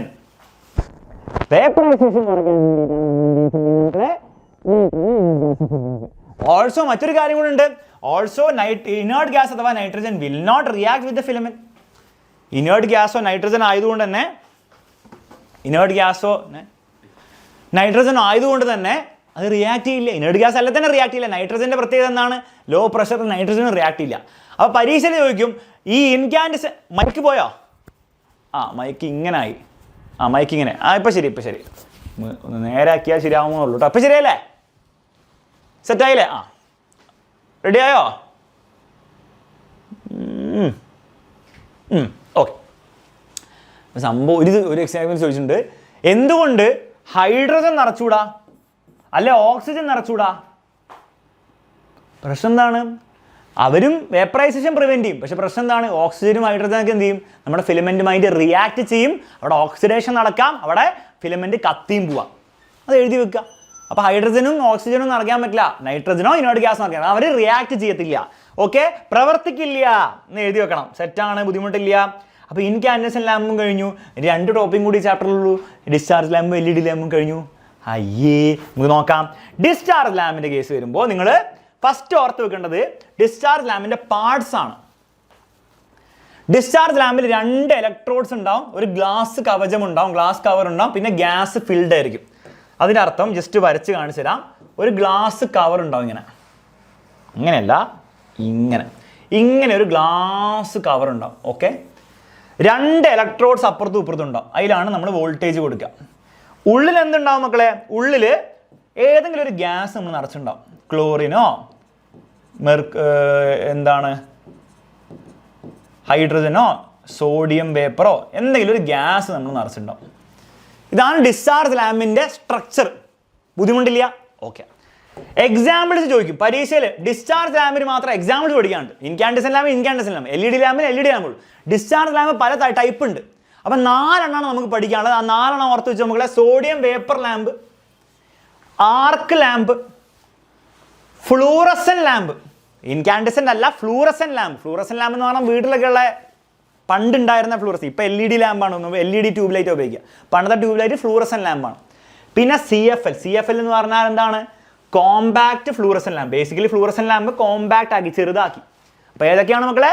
Sodium vapour lamp discharge ലാമ്പാണ്, ആർക്ക് ലാമ്പ് ഡിസ്ചാർജ് ലാമ്പാണ്, fluorescent lamp discharge ലാമ്പാണ്, CFLും ഡിസ്ചാർജ് ലാമ്പാണ്. എക്സാമിൽ ചോദ്യം വരും, which of the following is not discharge lamp എന്ന് ചോദിക്കും. ഒരു പരീക്ഷയിൽ ചോദ്യം വന്നിട്ടുണ്ട് ഇതിന് മുമ്പ്. എന്തൊക്കെയാണ് ചോദ്യം? ഓപ്ഷൻസ് എന്ന് പറഞ്ഞിട്ടേ CFL ഒരു ഓപ്ഷൻ ആയിരുന്നു, ആർക്ക് ലാമ്പ് ഓപ്ഷൻ ആയിരുന്നു, LED ലാമ്പ് ഒരു ഓപ്ഷൻ ആയിരുന്നു, ഫ്ലൂറസെന്റ് ലാമ്പ് ഓപ്ഷൻ ആയിരുന്നു. ഏതാണ് correct? Which of the following is not discharge lamp എന്ന് പറഞ്ഞ ഓപ്ഷൻസ് എന്ന് പറഞ്ഞുകൊണ്ട് കേട്ടോ മക്കളെ. CFL ഒരു ഓപ്ഷൻ ആയിരുന്നു, ആർക്ക് ലാമ്പ് ഓപ്ഷൻ ആയിരുന്നു, LED ലാമ്പ് ഓപ്ഷൻ ആയിരുന്നു, ഫ്ലൂറസെന്റ് ലാമ്പ് ഓപ്ഷൻ ആയിരുന്നു. ഏതാണ് കറക്റ്റ് ആൻസർ? LED lamp. അപ്പോൾ ഈ 4 പേര് ഓർത്ത് വെച്ചില്ലെങ്കിൽ നിങ്ങൾക്കത് ഏതാണ് തെറ്റെന്ന് കണ്ടുപിടിക്കാൻ പറ്റുമോ? പറ്റത്തില്ല. മനസ്സിലാവുന്നുണ്ടോ? ഓക്കെ. അപ്പോൾ അത് ചോദിക്കും, എക്സാമ്പിൾ ചോദിക്കും. ഇനി അടുത്ത ചോദിക്കാൻ പോകുന്നത് ഇതിൻ്റെ വർക്കിംഗ് ആണ്. വർക്കിംഗ് ചോദിക്കും. വർക്കിംഗ് എങ്ങനെയാണ് ഡിസ്ചാർജ് ലാമ്പ് വർക്ക് ചെയ്യുന്നത്? അപ്പോൾ ആദ്യം സിമ്പിളായിട്ട് ഞാൻ പറഞ്ഞുതരാം. ഈ ഇലക്ട്രോഡ്സിലേക്ക് നമ്മൾ ഹൈ വോൾട്ടേജ് കൊടുക്കും. അപ്പോൾ എന്ത് സംഭവിക്കും? ഈ ഗ്യാസ് മോളിക്യൂൾസിന് കുറേ എനർജി കിട്ടും. ഊർജ്ജം കിട്ടിക്കഴിഞ്ഞാൽ ഗ്യാസ് മോളിക്യൂൾസ് എന്ത് ചെയ്യും മക്കളെ? ചാടി അവരെന്ത് ചെയ്യും? എക്സൈറ്റ് ചെയ്യും. ചാടിയിട്ട് എന്ത് ചെയ്യും? ഹയർ എനർജി സ്റ്റേറ്റിൽ പോയി നിൽക്കും. ചെറിയ പ്രശ്നമുണ്ട്. അത്രയും ഹയർ എനർജി സ്റ്റേറ്റിൽ അവർ കുറേ നേരം നിൽക്കാൻ പറ്റില്ല. അവരെന്ത് ചെയ്യും? അവർ തിരിച്ച് അവരുടെ വീട്ടിലേക്ക് വരും. ലോവർ എനർജി സ്റ്റേറ്റിലേക്ക് വീണ്ടും തിരിച്ചു വരും. ഒറിജിനൽ ഉണ്ടായിരുന്ന എനർജി സ്റ്റേറ്റിലേക്ക് വീണ്ടും തിരിച്ചു വരും. ഊർജ്ജ നിലയിലേക്ക് തിരിച്ചു വരും. അപ്പോൾ തിരിച്ചു വരുന്ന സമയത്ത് അവരെന്ത് ചെയ്യും? ആ കുറച്ച് എക്സ്ട്രാ എനർജി കിട്ടിയിട്ടല്ലേ അവിടെ പോയത്. അപ്പോൾ തിരിച്ചു വരുമ്പോൾ ആ എക്സ്ട്രാ എനർജി എന്ത് ചെയ്യും? അവർ വേസ്റ്റായിട്ട് പുറത്തേക്ക് പുറന്തള്ളും. എന്തിൻ്റെ രൂപത്തിലാണ് പുറന്തള്ളുക? സൗണ്ടിൻ്റെ ആണോ ലൈറ്റിൻ്റെ രൂപത്തിലാണോ? ലൈറ്റിൻ്റെ രൂപത്തിലാണ് പുറന്തള്ളുക. ആ ലൈറ്റാണ് നമ്മൾ കാണുന്നത്. അപ്പോൾ ഇവർ പുറത്തേക്ക് വിടുന്ന വേസ്റ്റാണ് നമ്മൾ ലൈറ്റായിട്ട് കാണുന്നത്. CFL എന്ന ലൈറ്റ് വേസ്റ്റ്. അവർ പുറന്തള്ളുന്ന എനർജിയാണ്. അത് ഇംഗ്ലീഷിലും മലയാളത്തിലും എഴുതി വെച്ച പരിപാടി സെറ്റാണ്. When high voltage is supplied at electrodes, gas molecules get excited. Gas molecules full excited. Excited molecules come back to their original state. പക്ഷേ എക്സൈറ്റഡ് ആയിട്ട് കുറേ നേരം നിൽക്കാൻ പറ്റില്ല. വീട്ടിൽ നമ്മൾ വിളിക്കും, നീ എവിടെയാടാ? അമ്മേ, ഞാൻ ഇപ്പോൾ തിരിച്ച് വീട്ടിലേക്ക് വരാം. ഞാൻ നാളെ വരാം, പോയി പഠിക്കട്ടെ, എക്സാമിനർ ലൈവ് കാണട്ടെ എന്ന് പറഞ്ഞ് വീട്ടിൽ പോകും. Excited molecules come back to their original state. എന്തിന്? To attain stability. വീട്ടിൽ പോയാലേ എന്തെങ്കിലും കഴിക്കാൻ കിട്ടുള്ളൂ. സ്റ്റെബിലിറ്റിക്ക് വേണ്ടിയിട്ട് തിരിച്ച് വീട്ടിൽ പോകും. When molecules come back to their original state, ആ തിരിച്ചു വരുന്ന സമയത്ത് ആ എക്സൈറ്റേഷനൊക്കെ എന്താണ്? പുറത്തേക്ക് തള്ളും. Energy is radiated as light. പുറത്തേക്ക് എന്താണ്? ലൈറ്റായിട്ട് തള്ളും. ആ തള്ളുന്ന ലൈറ്റാണ് നമ്മൾ കാണുന്നത്. ഇത് ഇംഗ്ലീഷ് എഴുതി വെക്കുക, മലയാളത്തിൽ എഴുതി വെച്ചാൽ ഇതുപോലെ തന്നെ ഉണ്ടാവും. എന്താ വ്യത്യാസം ഉണ്ടാവുക? ഒരു വ്യത്യാസം ഉണ്ടാവില്ല. എന്നാലും നമുക്ക് വായിക്കാം. ഇതിൽ വ്യത്യാസം ഉണ്ടാവും, കണ്ടുപിടിക്കാലോ. ഉയർന്ന പൊട്ടൻഷ്യൽ വ്യത്യാസം നൽകുമ്പോൾ വാതക തന്മാത്രകൾ ഉയർന്ന ഊർജ്ജനില കൈവരിക്കുന്നു. ഉയർന്ന ഊർജ്ജനില മലയാളത്തിൽ വായിക്കുമ്പോൾ കുറച്ചുകൂടി സീരിയസ് ആയിപ്പോയി അല്ലേ? ഇംഗ്ലീഷിൽ കുറച്ചുകൂടി കോമഡി ആയിരുന്നു. എന്തിലോട്ടെ, ഇത്തരം തന്മാത്രകൾ സാധാരണ ഊർജ്ജനിലയിലെത്തി സ്ഥിരത കൈവരിക്കുന്നു. സാധാരണ ഊർജ്ജനിലയിലെത്തി വികിരണ ഊർജ്ജം പുറന്തള്ളുന്നു. ലൈറ്റ് പുറത്തേക്ക് വിടുന്നു. അത്രേ ഉള്ളൂ. ഇത് എഴുതി വെച്ചാൽ ഡിസ്ചാർജ് ലാമ്പിന് വർക്കിംഗ് ചോദിക്കുമ്പോൾ ഫുൾ മാർക്ക് കിട്ടും. ഇനി ഒരു കാര്യം നിങ്ങൾ ശ്രദ്ധിക്കണം, ഇതൊന്നും ഞാൻ വീണ്ടും ചോദ്യങ്ങളായിട്ട് പഠിപ്പിക്കില്ല. ഇത് പഠിക്കണം. പഠിച്ചവരാണെങ്കിൽ സെറ്റ് കഴിഞ്ഞു. പഠിക്കാത്തവരാണെങ്കിൽ നാളെ രാവിലെ ഇന്ന് റിവൈസ് ചെയ്യുക ഡിസ്ചാർജ് ലാമ്പിന്. ഞാൻ ഈ ഷോർട്ട് നോട്ട്സ് കേൾക്കുമ്പോൾ ഒരു കാര്യം നിങ്ങൾ ശ്രദ്ധിച്ചിട്ടുണ്ടാവും. ശ്രദ്ധിച്ചില്ലെങ്കിൽ ശ്രദ്ധിച്ചോളൂ. ഞാൻ വെറുതെ റിവൈസ് ചെയ്യല്ല. സേഫ്റ്റി ഫ്യൂസ് ഇതാണ്, നിക്രോം ഇതാണെന്ന് പറഞ്ഞു പോവല്ല. നിക്രോമെന്ന് ഇതാ ചോദ്യം വരിക. പ്രോപ്പർട്ടീസ് ചോദ്യം വരും. നിക്രോം എന്ത് വെച്ചിട്ട് ഉണ്ടാക്കിയെന്ന് ചോദ്യം വരും. ടങ്സ്റ്റന്റെ പ്രോപ്പർട്ടീസ് ചോദ്യം വരും. ഇൻകാൻഡസെന്റ് ലാമ്പിന്റെ ഉള്ളിൽ നൈട്രജൻ ഫില്ല് ചെയ്യുന്ന എന്തിനാണ് ചോദ്യം വരും. ഇവിടുന്ന് ഡിസ്ചാർജ് ലാമ്പിന് വർക്കിംഗ് ചോദ്യം വരും. ഡിസ്ചാർജ് ലാമ്പിന്റെ എക്സാമ്പിൾസും ചോദ്യം വരും. എവിടെ നിന്നൊക്കെ ചോദ്യം വരുന്നെന്ന് കൂടി പറഞ്ഞു തന്നിട്ടുണ്ട്. അപ്പം നാളെ റിവൈസ് ചെയ്യുമ്പോൾ ഇതൊരു ചോദ്യമാണെന്നുള്ളൊരു ബോധത്തോടെ വേണം റിവൈസ് ചെയ്യാൻ. മനസ്സിലാവുണ്ടോ? അല്ലാണ്ട് വെറുതെ പഠിപ്പിക്കാൻ വേണ്ടി പഠിപ്പിക്കുകയല്ല, മറ്റെന്തോ കാര്യം മനസ്സിലാക്കാൻ വേണ്ടി പഠിപ്പിക്കുകയല്ല. ഇത് മനസ്സിലാക്കിയാലേ വേറെ എന്തെങ്കിലും മനസ്സിലാവുള്ളൂ, അതിനു വേണ്ടി പഠിപ്പിക്കുകയല്ല. ഇത് തന്നെയാണ് ചോദ്യം. ഇത് പഠിച്ചതിന് വേറെന്തോ പഠിക്കാം, അങ്ങനെയല്ല. ഇത് ചോദ്യം. മനസ്സിലായില്ലേ? അപ്പോൾ അതും കൂടി ശ്രദ്ധിക്കണം കേട്ടോ. ഓക്കെ, പലരും അത് ശ്രദ്ധിക്കുന്നുണ്ടോ, പലരും ശ്രദ്ധിക്കുന്നുണ്ടാവില്ല. അത് ശ്രദ്ധിക്കണം. ഓക്കെ, പിന്നെ എന്താ ചോദിക്കുക ഇവിടുന്ന്? ഇവൻ്റെ അഡ്വാൻറ്റേജ് ചോദിക്കും. പരീക്ഷ ചോദിക്കും, ഈ ഇൻകാൻഡിസെന്റ് ലാമ്പിനെക്കാളും എന്തൊക്കെ അഡ്വാൻറ്റേജ് ആണ് ഡിസ്ചാർജ് ലാമ്പിനുള്ളത്. അപ്പോൾ നിങ്ങൾ എന്താ എഴുതി വെക്കേണ്ടത്? First advantage, no loss of energy in the form of heat because there is no filament. Discharge ലാമ്പിനുള്ളിൽ ഫിലമെന്റ് ഉണ്ടോ? ഇലക്ട്രോഡും ഗ്യാസും ഗ്ലാസ് കവറും മാത്രമല്ലേ ഉള്ളൂ, ഫിലമെന്റ് ഇല്ല. അപ്പോൾ അതുകൊണ്ട് തന്നെ ഹീറ്റ് എനർജി ലോസ് ആയി പോവില്ല. ഫിലമെന്റിന്റെ പ്രശ്നം എന്താണ്? ടങ്സ്റ്റൺ ഫിലമെന്റിന്റെ പ്രശ്നം ലൈറ്റും പുറത്തേക്ക് വിടുന്നുണ്ട്, അതേസമയം കുറേ ഹീറ്റായി വേസ്റ്റ് ആയി പോകുന്നുണ്ട്. ഇതിനുള്ളിൽ ഫിലമെന്റ് ഇല്ലാത്തതുകൊണ്ട് ഹീറ്റ് എനർജി കുറേ കാര്യമായിട്ട് വേസ്റ്റ് ആയി പോവില്ല.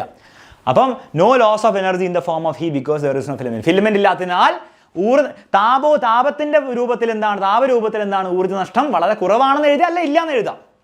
It has longer life than incandescent lamp. Incandescent ലാമ്പിനെക്കാളും കൂടുതൽ ലൈഫ് അവനുണ്ട്, കൂടുതൽ വർഷം അവൻ നിലനിൽക്കും. ആ രണ്ട് അഡ്വാൻറ്റേജ് മാത്രമേ എന്തിനുള്ളൂ? ഡിസ്ചാർജ് ലാമ്പിനുള്ളൂ.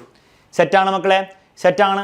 ഓക്കെ, അങ്ങനെയാണ് LED ലാമ്പിനെ പറ്റി എന്താണ് പഠിക്കാനുള്ളത് മക്കളെ? LED ലാമ്പിൻ്റെ പാർട്സ് പഠിക്കാനുണ്ടോ എന്ന് ചോദിച്ചു കഴിഞ്ഞാൽ ഞാൻ പഠിപ്പിച്ച് തരും നിങ്ങൾക്ക്. പക്ഷെ അത് പരീക്ഷയിൽ ചോദിക്കാറില്ല. പക്ഷെ നമുക്ക് എന്താണ് പഠിക്കാം. പക്ഷേ പരീക്ഷ ചോദിക്കുന്ന സാധനം എന്താണ്? ഈ LEDൻ്റെ അഡ്വാൻറ്റേജ് ചോദിക്കും. എന്തൊക്കെ അഡ്വാൻറ്റേജസ് ആണ് അവനുള്ളത്? 4 എഴുതി വെക്കണം. First advantage, no loss of energy in the form of heat because there is no filament. Discharge ലാമ്പിന്റെ അഡ്വാൻറ്റേജ് തന്നെ, ഫിലമെന്റ് ഇല്ലാത്തത് കൊണ്ട് തന്നെ energy loss in the form of heat ഉണ്ടാവില്ല. It has longer life than incandescent lamp. അത് രണ്ടാമത്തെ. അത് discharge ലാമ്പിന്റെ first 2 advantage ഇവിടെ കൊണ്ട് കോപ്പി പേസ്റ്റ് ചെയ്ത് വെക്കുക. മൂന്നാമത്തെ 4ാമത്തെ ഡിഫറെൻ്റ് ആണ്. It requires very small quantity of power. ഇത് ആർക്ക് മാത്രമേ പറയാൻ പറ്റുള്ളൂ? LED ലാമ്പിന് മാത്രമേ പറയാൻ പറ്റുള്ളൂ. ഡിസ്ചാർജ് ലാമ്പിന് ചെറിയ പവർ പോരാ, ഹൈ വോൾട്ടേജ് വേണമെന്ന് പറഞ്ഞില്ലേ? LED ലാമ്പിന് ഹൈ വോൾട്ടേജ് വേണ്ട, പവർ വളരെ കുറവ് മതി. Last, not harmful to environment since there is no mercury in LED. Mercury in LED മാത്രം മെർക്കുറി ഇല്ല. അപ്പോൾ ഇൻകാൻഡസെന്റ് ലാമ്പിന് ഡിസ്ചാർജ് ലാമ്പിനൊക്കെ മെർക്കുറി ഉണ്ടാവും. യെസ്. അപ്പോൾ LED മെർക്കുറി ഇല്ലാത്തതുകൊണ്ട് എൻവയോൺമെന്റ് പ്രകൃതിക്ക് ഹാനികരമല്ല. ഈ 4 അഡ്വാൻറ്റേജസ് പഠിച്ചു വെക്കണം. ചാപ്റ്റർ അതോടെ കഴിഞ്ഞു. ഇത്രേ ഉള്ളൂ സംഭവം. ചാപ്റ്റർ തീർന്നു. ഒരു സേഫ്റ്റിക്കും കൂടെ വേണ്ടി നമുക്ക് എന്ത് ചെയ്യാം? അടുത്ത സ്ലൈഡ് ജസ്റ്റ് ഒന്ന് നോക്കാം. കാരണം അടുത്ത സ്ലൈഡിൽ എന്തുണ്ട് മക്കളെ? നമ്മുടെ ഡിസ്ചാർജ് ലാമ്പിൻ്റെ ഫോട്ടോസ് ഉണ്ട്, അതൊന്ന് നോക്കി വെച്ചോ. കാരണം ഫോട്ടോ കാണിച്ചിട്ട് ഇത് ഏതാണെന്ന് ചോദിച്ചു കഴിഞ്ഞാൽ പറയണം. സോഡിയം വേപ്പർ ലാമ്പ് കാണാൻ ഏതാണ്ട് ഇതുപോലെ ഉണ്ടാവും. ടെക്സ്റ്റ് ബുക്കിൽ കൊടുത്ത പിക്ചറാണ്. ആർക്ക് ലാമ്പ് ഇങ്ങനത്തെ ഒരു ഉണ്ട കണ്ടു കഴിഞ്ഞാൽ ആർക്ക് ലാമ്പ് ആണെന്നൊരു ബോധം ഉണ്ടായിക്കോട്ടെ. നീണ്ടിട്ടുള്ള ലാമ്പാണെങ്കിൽ ഫ്ലൂറസൻ ലാമ്പ്, അതിങ്ങനെ ചുറ്റി ചെറിയ സാധനമാണെങ്കിൽ CFL ആണ്. ഓക്കെ, LED ലാമ്പിൻ്റെ പാർട്സ് പരീക്ഷ ചോദിക്കാറില്ല, എങ്കിലും ചോദിച്ചു കഴിഞ്ഞാൽ മണ്ടേ കിടക്കുന്ന സാധനമാണ് ഡിഫ്യൂസർ കപ്പെന്നും. തൊട്ട് താഴെ ഒരു പ്രിന്റ് ചെയ്ത ഇലക്ട്രിക്കൽ സർക്യൂട്ട് ഉണ്ട്, പ്രിന്റഡ് സർക്യൂട്ട് അഥവാ LED chip board, printed circuit എന്ന് എഴുതി വെച്ചാൽ മതി. പിന്നെ തൊട്ട് താഴെ എന്താണ്? പവർ സപ്ലൈ ഉണ്ട്, പിന്നെ ഒരു ഹീറ്റ് സിങ്ക് ഉണ്ട്, പിന്നെ ഏറ്റവും താഴെ നമ്മുടെ ഇതിലേക്ക് കണക്ട് ചെയ്യുന്ന സാധനം ബേസ് യൂണിറ്റും ഉണ്ട്. കപ്പ് ഹോൾഡറില്ലേ, ബൾബ് ഹോൾഡറിൽ കണക്ട് ചെയ്യുന്ന ബേസ് യൂണിറ്റും ഉണ്ട്. ഇത് ഒരു പ്രാവശ്യം ചോദിച്ചത് എങ്ങനെയാണെന്ന് അറിയോ? മാച്ച് ദ ഫോളോയിങ്ങിൽ വന്നു. അപ്പോൾ ഹീറ്റിംഗ് കോയിൽ ഇവിടെ, ഫിലമെൻ്റ് ഇവിടെ, LED ലാമ്പ് ഇവിടെ, അപ്പുറത്ത് നിക്രോം ഉണ്ടായിരുന്നു, ടങ്സ്റ്റൺ ഉണ്ടായിരുന്നു, ഹീറ്റ് സിങ്ക് ഉണ്ടായിരുന്നു.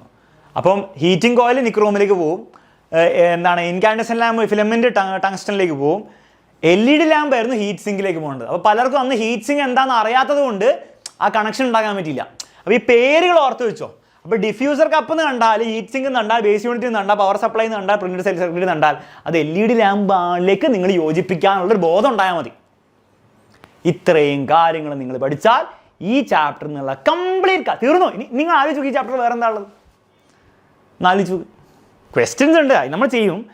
അല്ലാത്ത വേറെ എന്താ പഠിക്കാനുള്ള ചാപ്റ്ററിൽ? ഒന്നുമില്ല. തീർന്നു ഫുള്ള് തീർന്നു. ഇനി ഞാൻ പറഞ്ഞ പോലെ തന്നെ നിങ്ങൾ എന്ത് ചെയ്യണം? നിങ്ങൾ ബുദ്ധിപരമായിട്ട് നിങ്ങൾ എന്താണ് അതിൽ റിവൈസ് ചെയ്യേണ്ടത് നാളെ എന്നാലോചിച്ചിട്ട് ഈ നോട്ട്സ് ഉപയോഗിച്ച് റിവൈസ് ചെയ്താൽ ഈ ചാപ്റ്റർ നിങ്ങൾക്ക് ഒരു ബുദ്ധിമുട്ടുണ്ടാവില്ല. കാരണം ഈ ചാപ്റ്ററിന് പ്രത്യേകത എന്ന് വെച്ചാൽ പ്രോബ്ലംസ്, ഇതുപോലത്തെ പ്രോബ്ലംസ് മാത്രമല്ല ചോദിക്കുക, അത് കുറച്ചേ ചോദിക്കുള്ളൂ. കുറേ തിയറി ക്വസ്റ്റൻസ് ഉണ്ടാവും. നിക്രോമിൻ്റെ പ്രോപ്പർട്ടീസ്, ടങ്സ്റ്റൻ്റെ പ്രോപ്പർട്ടീസ്, ഡിസ്ചാർജ് ലാമ്പിൻ്റെ വർക്കിംഗ്, സേഫ്റ്റി ഫ്യൂസിൻ്റെ വർക്കിംഗ് പ്രിൻസിപ്പിൾ, അതിൻ്റെ വർക്കിംഗ്, റെസിസ്റ്റൻസ് കൂടുമോ കുറയുമോ, ഒക്കെ ചോദ്യങ്ങളാണ്.